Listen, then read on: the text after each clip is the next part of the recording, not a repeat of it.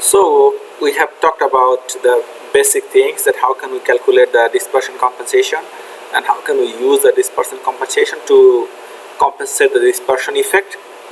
Now I'll talk about how can we implement these in Matlab. So this is the basic thing, like how we can implement the dispersion compensation. Now to implement in Matlab, we did a slight different way. So here are the steps we have done. Is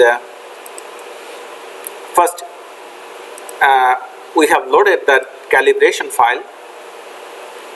We loaded the calibration file because we'll use this calibration file for the linearization. Then the data that we took for the dispersion, like normal data, mirror data that we took, and we figure out what is the padding factor in the calibration file. Then we did the clipping. Then if necessary, we'll flip the data to match the wavelength, because wavelength can be from low to high or high to low, so we have to match the wavelength. So based on the which camera data we are using, like horizontal camera or the vertical camera, based on that we have to make sure that you flip or not flip the data. Then do the zero padding of the data and apply the wavelength calibration of the data that we have. Now here is this step. So all this step from here to up to here is one-time steps. Now we have to iterate the data over time and find the dispersion compensation. Say we'll start by initially assuming that there is no dispersion file. That means we will use a dispersion file with all the value is 0, but the size of the matrix will be whatever the size of the calibration file. Then we'll apply the 0 dispersion for the first iteration. It will do nothing. Then we'll calculate the average depth profile and find the peak index and the value, because we need to figure out what is the coherence length. So we need to figure out what is the peak from the mirror data. Then find the, so to exactly find the peak, we have to figure out what is the left and right edges of the peak. So we will do that in this stage. Then we will do FFT of the A-line to find the profile, and only we will take the peak position, peak portion of the data. From the data we will just select the peak portion of the data. After that, so around the edges of the two peak, we will do the apportization. That means we will smooth out the data by using cost function. Then we will do the IFFT of the mask data and calculate the amplitude and phase. Because if you do the IFFT, as I mentioned that in IFFT actually you will find the complex matrix actually where it stays here. So we are in stage IFFT stage complex matrix here. So we are here.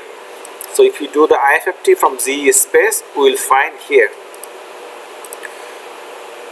Then what we have to do is, so here we did one thing, is that we normalize the phase by subtracting the middle portion of the phase. That means phase is changing from some low value to high value. So what is the middle value? So we are just subtracting just to normalize the thing. Then refine the peak. So like peak threshold by checking the like SNR threshold. Like if SNR, by simply checking the SNR thresholding, we are just squeezing the two sides of the peak.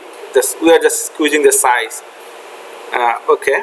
Then after that, so from the complex matrix we can calculate the phase angle. Actually this will come from the complex matrix after I50 data. We can find the phase angle, and we can find the mean of the phase angle and feed the data and feed the mean phase angle data. So you have phase data. If you feed the data, you will find the feeded data.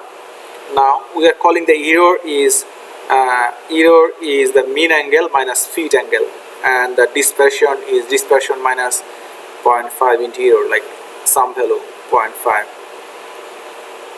And we have to check this condition that like every time as we will see the depth profile, it should be like peak should be higher than the initial one. So all this step will be clear when I will explain a little bit in depth. Say this is our data. So this is the zero padded spectrum. If you look at the first figure, this is the zero padded spectrum, and this is our peak. This is the first cycle, and the SNR, the peak height is 49.72 dB, and this is after SNR thresholding, like we are just selecting the peak. So if you notice this one, you'll notice that the red one is this red one is the fitted line, and the blue one is the actual phase. So there is a quite difference between the blue one and red one. So we have to make sure that they both match. So this is a cycle 2. If you look at the cycle 2, that this peak becoming sharp compared to this peak, it's becoming sharp, and also value of the peak height is increasing from 49.7 dB to 51.07 dB. And also over 2 cycle, you can see that here the gap between the red and the blue figure is reducing. So if you look at the cycle 6, this is the cycle 6 data, and we'll see that you cannot almost differentiate between the fitted line and the under phase, because over time is changing. And also if you look at here, the dB value is increasing 53.56 dB. So it changes around 2 dB, and also this peak is sharp. So that means like over like different cycle, the peak intensity is increasing as well as it's becoming sharp. And also if you look at the fitted line of the phase data, all this figure is fitted line, and the raw under phase is kind of matching. So that's what we want. So if we so this is the last step actually. So if you look at here, so all the stays, so this is one time, but after that is coming here, then again. So when it will stop? It will stop when the maximum peak of the last maximum peak is less than the last peak. Like the last maximum peak that will found, if this is less than the current peak, then we will stop. So I will show in the actual code that how we have done this. And here are the some of the snapshot that we discussed.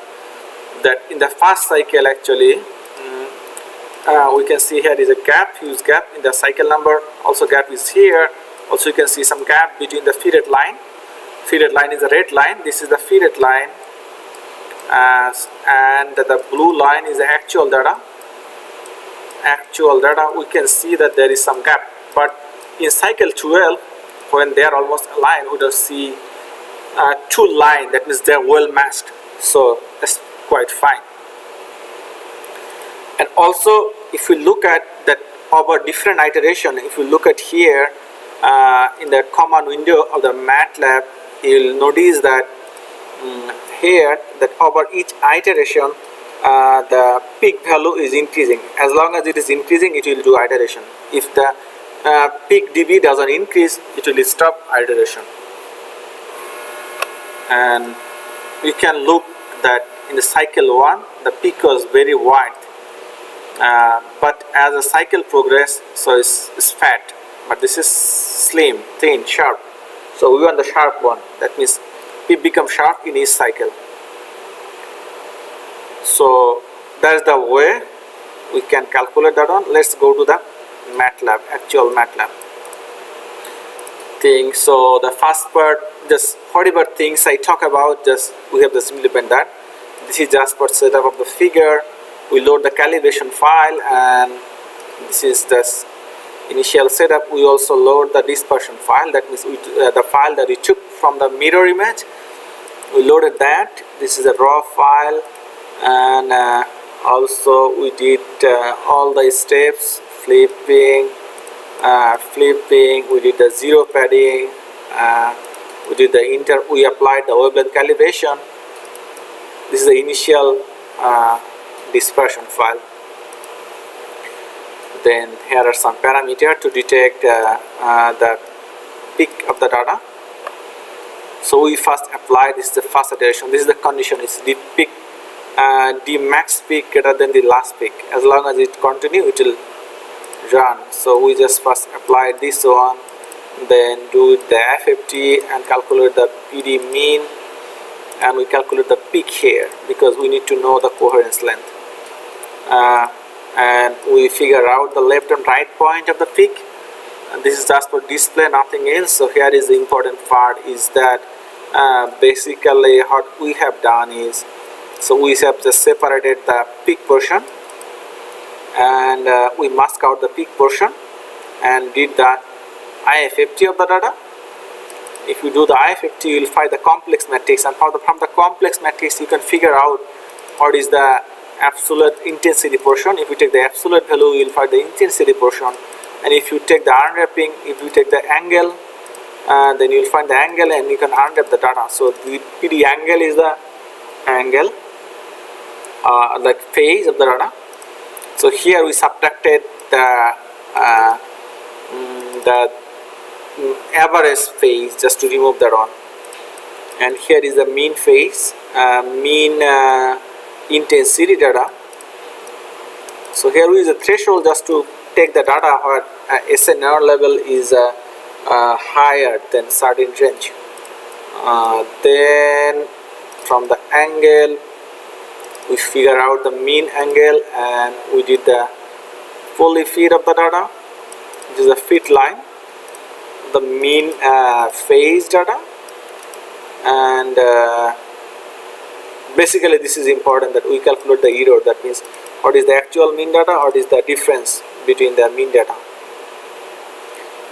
And here we also calculated the error and fully fitted the error. So now the important part is that this line, say here dispersion is PD dispersion minus 0.5 into PD error. So whatever error we find, we subtract it from the PD dispersion. So PD dispersion is, initially we assume that it is 0. So now just when in each iteration this value will be changed because PD error will be changed. And so whenever this condition will match, then we will stop, and finally it will save the data. So let's run the code and see. You can see here is running.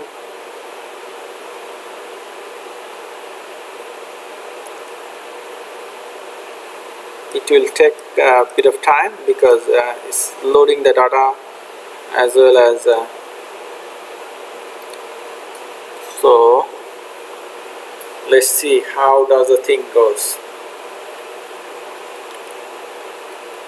So you can see here in the common window portion, you can see the zero pattern spectrum, and for the cycle 1 we can see in the figure number 2 is that there is a mirror peak here, and the red portion is that we have selected this area, and the SNR of the first peak is 43.35.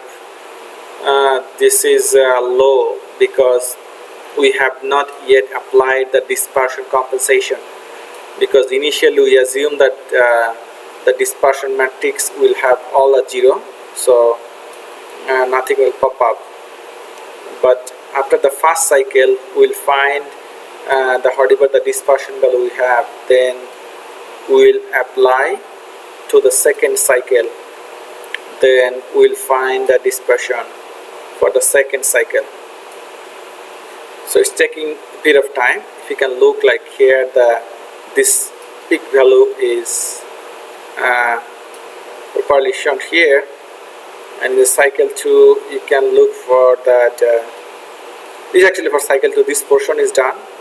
First figure 1 and figure 2 portion is done, and the cycle 1 that you can see here is still that there is a gap between the red line and the blue line in figure 4, which means that there is a difference between the faded line and the interface, and here is a final